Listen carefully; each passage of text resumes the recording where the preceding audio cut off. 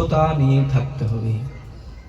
যদ্যপি মহাপ্রভু বলছেন যে মহাপ্রভু যে নাম দিয়েছেন এটা শৌচ অশৌচ যে কোনো অবস্থায় করা যায় এবং করা যাবে, কিন্তু তারপরেও একটা সময় আমাকে প্রতিদিন নির্ধারিত করে দিতে হবে যে সময় আমি শুদ্ধ আসনে বসবো, আমার বস্ত্র শুদ্ধ থাকবে, আসন শুদ্ধ থাকবে, আমার বাণী শুদ্ধ থাকবে, আমার চিত্ত শুদ্ধ থাকবে।